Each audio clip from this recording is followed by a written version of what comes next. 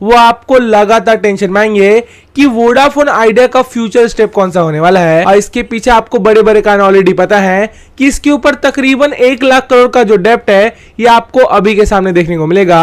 और साथ में एजीआर ड्यूज को लेकर अगर आप ध्यान दें तो इसके मिस कैलकुलेशन की जो चर्चे हैं ये भी लगातार मार्केट में बढ़ते जा रहा है। और इन सब खबरों के बीच में अगर आप ध्यान दें तो इसके सारे जो निवेशक हैं उनके पेशेंस लेवल को टेस्ट किया जाता है। पर उसके सामने अगर आप आज की बात करें तो आज है 1 अगस्त, और अगर आप आज के दिन देखें तो एक ऐसी खबर मार्केट में आई है जिस खबर पे अगर आप नजर डालें तो बीएसएनएल जो कि आपको एक गवर्नमेंट की कंपनी नजर आएगी उसके साथ मर्जर की जो चर्चे हैं ये आपको बाजार में चल रहे हैं। और अगर ऐसा होता है तो मुझे लगता है वोडाफोन आइडिया की जो किस्मत है ये आपको डेफिनेटली बदलती हुई दिखाई पड़ेगी। और ऐसा मैं क्यों कह रहा हूं, ये जो सारे फैक्ट हैं ये हम लोग आगे वीडियो में चर्चा करेंगे। उससे पहले सबके मन में सवाल आ रहा होगा कि क्या ये वापिस से 100 का लेवल तोड़ेगा, ये भी जो चर्चा है मैं आपको आगे ब्रीफ में बताने वाला हूं।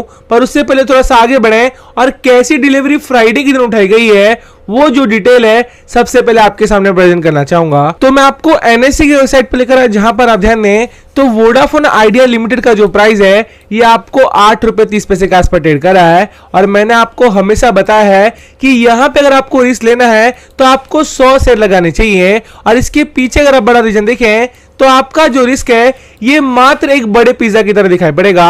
और अगर आपने इसको समझ लिया कि मैंने पिज्जा खा लिया है तो आपके ये जो पैसे हैं ये आपको रिस्क फ्री नजर आएंगे। और इसको अगर आपने लॉन्ग टर्म के लिए होल्ड कर लिया तो आपका पैनिक भी कम रहेगा। और यहां से जब आपके पैसे 4 से 5 गुना करके देगा तो आपके कमाने के जो चांसेस हैं ये भी आपको बढ़ते हुए दिखाई पड़ेंगे। पर यहां पे अगर आपने एक ही लेवल पर सारे पैसे लगा दिए तो ये मैं आपको दावे के साथ कह सकता हूं कि आपका पैनिक जो लेवल है ये आपको डेफिनेटली बढ़ाते हुए दिखाई पड़ेगा। और जो लोग ने ऊंचे दाव पर खरीदा है उनको मैं लगातार ये सलाह दे रहा हूं कि आपको 7 रुपए 60 पैसे का जो लेवल है इसको स्ट्रिक्टली ऐसे लेकर चलना चाहिए, क्योंकि यहां से जैसे ब्रेक करेगा वहां से 3 रुपए के जो लेवल है ये कहीं ना कहीं आपको पॉसिबल नजर आएंगे। और इस रीजन से अगर आप देखें तो जब तक ये 8 के ऊपर ट्रेड कर रहा है आपके सारे जो इन्वेस्टमेंट है ये आपको सुरक्षित नजर आएंगे। और जैसी खबरें मार्केट में चल रही है मुझे लगता है इस लेवल से अगर आप देखें तो तकरीबन 11 से 12 का जो लेवल है ये आपको डेफिनेटली पॉसिबल नजर आएंगे। और इस रीजन से अगर आप देखें तो जैसी डिलीवरी उठाई जा रही है उससे आपको क्लियर पता चलेगा कि बाजार में सारी जो सोच है ये आपको मेरी तरह दिखाई पड़ेगी। तो थोड़ा सा आगे बढ़ें और सिक्योरिटी व डिले पोजीशन पे अगर आप नजर डालें तो फ्राइडे की जो वॉल्यूम है ये आपको 12 करोड़ के आसपास देखने को मिलेगी। और इस 12 करोड़ में अगर आप ध्यान दें तो 6 करोड़ की जो डिलीवरी है ये फ्राइडे की दिन उठाई जाती है। और अगर आप परसेंटेज और डिलीवरी क्वांटिटी की बात करें तो ये भी आपको 46% के आसपास देखने को मिलेगा। और इससे आपको क्लियर संकेत जाते हैं कि जितना ये नीचे गिर रहा है उतना ही अगर आप देखें तो 100 से 200 शेयर का जो रिस्क है ये आपको सारे लोग लेते हुए जा रहे हैं। और इससे आपको क्लियर पता चलेगा कि यहां पे अगर आपने छोटा सा रिस्क ले लिया जो कि आपको एक दाल में नमक के बराबर नजर आता है तो मुझे लगता है इस लेवल से अगर आप देखें तो जब ये ऊपर भागेगा तो आपके प्रॉफिट भले आपको कम नजर आएंगे पर आपका जो रिस्क है ये भी आपको कम ही दिखाई पड़ेगा। तो थोड़ा सा आगे बढ़े तो सबसे पहले कौन सी बड़ी खबर आपको वोडाफोन आइडिया को लेकर आई है वो मैं आपके सामने एक बार प्रेजेंट करना चाहूंगा। तो ये जो बड़ी खबर आपको वोडाफोन आइडिया को लेकर दिखाई पड़ रही है ये मैंने आपके सामने प्रेजेंट कर दिया है। और अगर आप अभी का सिचुएशन देखें तो बाजार में इसका जो एजीआर ड्यूज है जो कि आपको 58,000 करोड़ के आसपास देखने को मिल रहा है, जो कि अगर आप वोडाफोन आइडिया के हिसाब से देखें तो मात्र 21,000 करोड़ के आसपास बचे हैं। और जिसका ऑलरेडी 7,000 करोड़ का जो अमाउंट है ये डॉट को ऑलरेडी पे किया गया है। तो इसके ऊपर जो फैसला आएगा ये तो आपको फ्यूचर में ही पता चलेंगे। पर अगर आप अभी की माने तो ये जो पूरा 58,000 करोड़ है ये आपको इसके ऊपर डिफॉल्ट नजर आता है। और इस अमाउंट को लेकर अगर आप ध्यान दें तो लगातार बाजार में बस चल रही है कि वोडाफोन आइडिया कैसे इसको पे करेगा। तो उसके लिए अगर आप देखें तो वोडाफोन आइडिया और साथ में भारती एयरटेल ये आपको अपने जो टैरिफ हाइक है उसको बढ़ाने की सोच रहे हैं। और ये जो हाइक की बातें थी ये आपको लास्ट 1 साल से चल रहा है कि कब टेलीकॉम की जो कंपनियां हैं ये पैसे बढ़ाएंगी, क्योंकि इसके सामने अगर आप देखें तो रिलायंस जियो आपको लगातार ये वेट कर रहा है कि जब ये दोनों पैसे बढ़ाएंगे तो इनके जो सब्सक्राइबर हैं वो आपको कम दामों पर खींचेगा।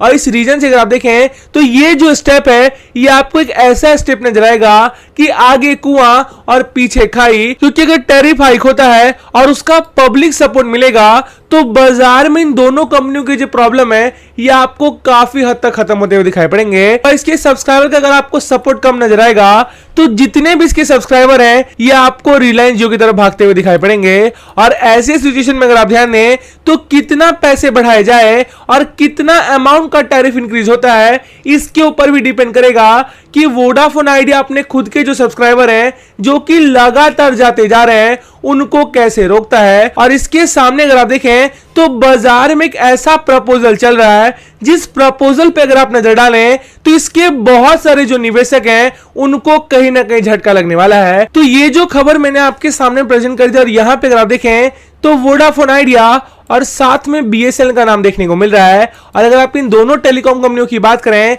तो ये आपको लॉस मेकिंग कंपनियां नजर आती हैं। और इस रीजन से अगर आप देखें तो गवर्नमेंट की तरफ से बातें लगातार मार्केट में चल रही हैं कि इन दोनों का जो मर्जर है ये आपको फ्यूचर में किया जाए। और अगर ऐसा होता है तो वोडाफोन आइडिया आपको क्लोज होती हुई दिखाई पड़ेगी। और अगर आप नए आइडेंटिटी की बात करें तो आपको बीएसएनएल आइडिया का नाम जुड़ते हुए दिखाई पड़ेगा। और इस रीजन से अगर आप ध्यान दें तो वोडाफोन आइडिया के जितने भी लॉस है ये आपको बीएसएनएल भरेगी। और वोडाफोन आइडिया के जितने भी टेक्नोलॉजी हैं जो कि आपको एडवांस टेक्नोलॉजी नजर आएंगे ये बीएसएनएल के साथ शेयर किए जाएंगे।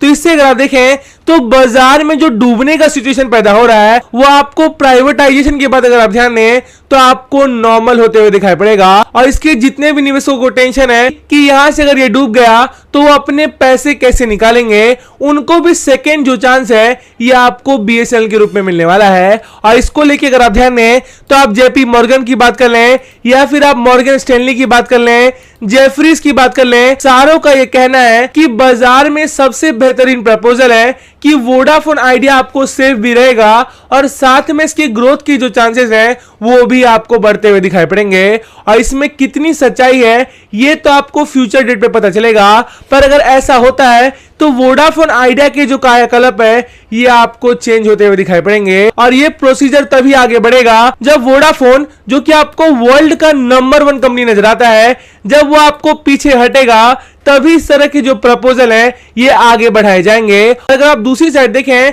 तो अगर वोडाफोन आइडिया और पैसे लगाता है या फिर एशिया डूज को पे करने के लिए नए स्कीम लेकर आएगा तब इससे देखें तो वोडाफोन आइडिया की जो सिक्योरिटी है ये आपको दूसरे साइड से भी बढ़ती हुई दिखाई पड़ेगी।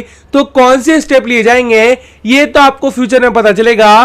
पर कोई भी स्टेप आता है तो वोडाफोन आइडिया की जो किस्मत है ये आपको डेफिनेटली बदलती हुई दिखाई पड़ेगी। और इसी रीजन से मैंने आपको पीछे बताया कि अगर आपने ₹7.60 कैसे ले लिया और यहां से अगर आप लॉन्ग टर्म के लिए इन्वेस्ट करके बैठ गए तो मुझे लगता है कि मोटा जो मुनाफा है ये आपको डेफिनेटली पॉसिबल नजर आएगा। तो अपनी बातचीत को यहीं पे वाइंड अप करना चाहूंगा। आपको अच्छा लगे तो प्लीज लाइक करके एनकरेज करें। Thank you.